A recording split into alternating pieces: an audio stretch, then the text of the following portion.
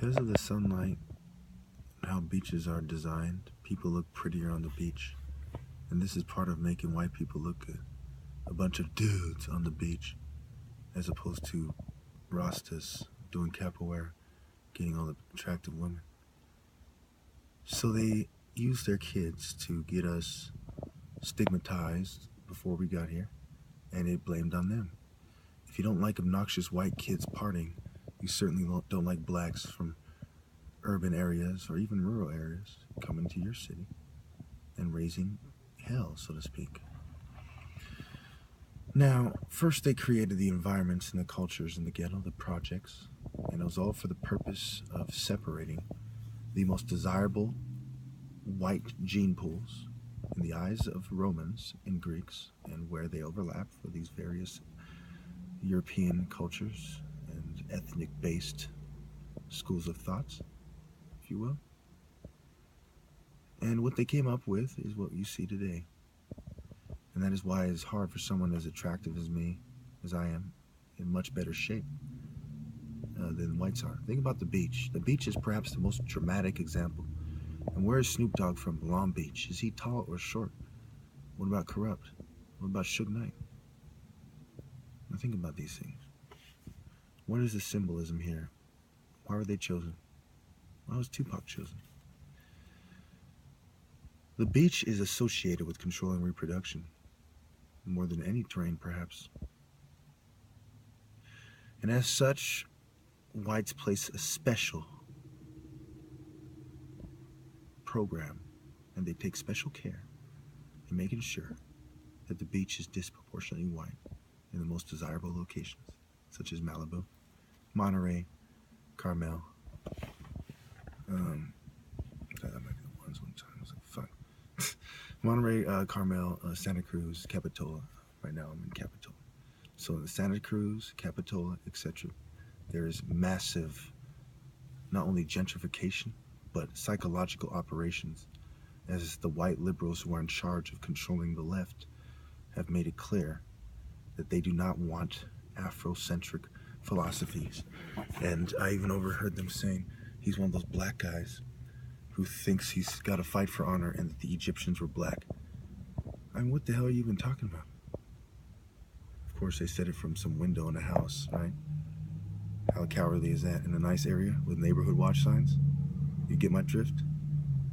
White racist provocation designed to make it seem like blacks are the enemies to the neighbors, to bring them together, and to expel the blacks and to limit them to unattractive women, who have liberal philosophies, leg hair, armpit hair, whatever. I'm not saying women can't be attractive with those things. I'm saying look at their perspective. These are the least desirable whites they've thrown at us.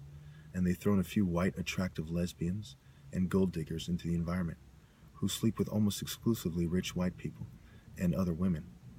And they've attracted us to Berkeley and all this, it's like a carrot on a stick, bait and switch. It's the oldest trick in the book. And all you niggas are loving it up. Why? Because you're drugged up. CIA, Big Pharma. Okay, you are drugged up, even high and drunk, if you don't know how to balance it with martial arts philosophies or something similar, can lead to suggestibility, vulnerability, and making one readily exploitable by their worst enemies. Don't make yourself susceptible to Babylonian programming, substances, philosophies, or any other mind, body, soul attack on us. You have to have the heart to resist. I am the top martial artist in California, Capitola. I will put you in the title to help get my challenge out. I have a up to $100,000 challenge if you can prove you are one of the great martial artists, and $10,000 for everyone else. $50 just to show, sparring in the San Jose area, in a park in that area for authenticity and tradition. Rural area, is where martial arts come from. People who are hungry in the middle of nowhere, built like me, using that hunger and that desire and that spirituality and that connection to God to triumph, not, big fat wrestling idiots, who use Roman gold stole from the various pagan cultures, including the North African ones in the Middle East, to get fat and do some kind of bloodbath. That is blood sport, bloodletting. That is some kind of Viking bloodlust kind of thing, more than it is, even though the Romans obviously weren't Vikings. They came later. Um, when they invaded that area.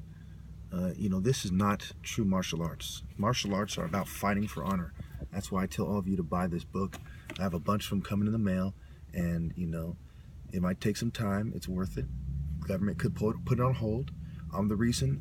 People like me are the reason sometimes books go out of print because they don't want people to tell the truth about them. And people think it's best that we just kind of hear the story on the low and let our people be soft killed and hard killed while we do nothing. I do not agree. We need to push it. We need to take pictures of every page if you're worried about going out of print. Make a new one yourself saying the same thing in a different way. I mean, there's things we can do, people. Websites, come on.